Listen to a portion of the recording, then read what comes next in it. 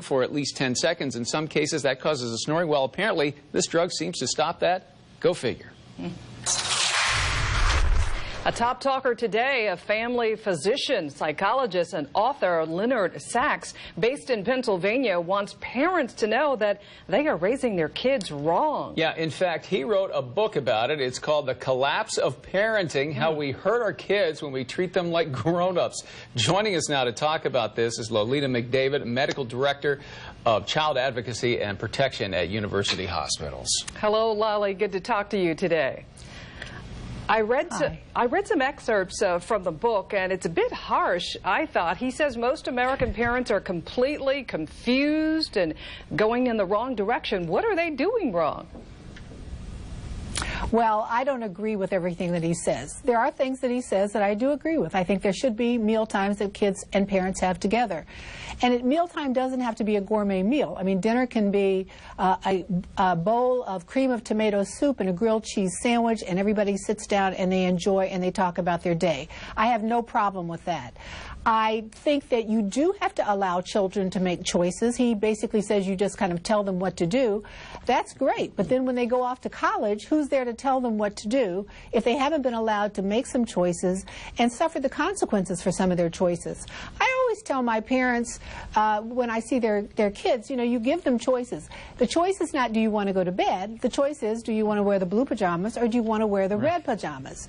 So I disagree. He also talks about the fact that our obesity epidemic has to do with parents letting their children eat whatever they want.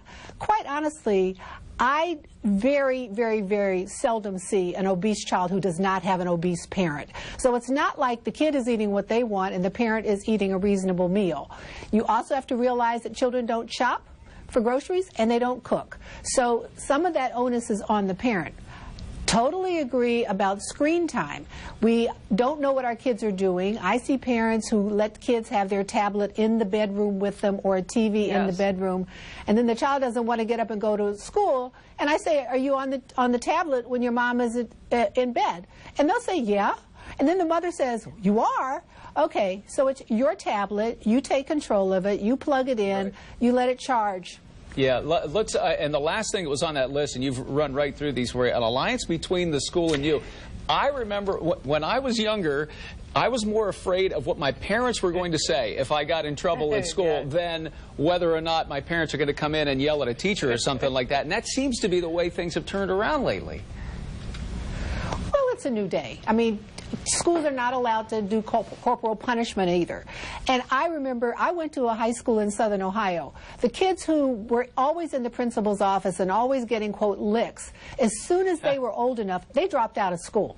Well, Lolly, the book author had an example of, for instance, a child was in the doctor's office or the dentist's office, and the dentist asked or said to the child, oh, can you open your mouth? I need to check your tonsils. And then the mother jumped in and said, honey, is it okay? Do you want to open your mouth and let him check? And he was saying that is wrong parenting. We need to teach our kids that it's okay to do as you're asked in certain situations. Well, he's saying do as you're told. And I ask kids, you know, I say, can I look in your mouth? And they'll say yes. Or sometimes they'll say no. And then I have to find a way to cajole them to do it. But he's really from another time.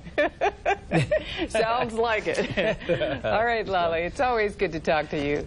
Thank you. Is LeBron James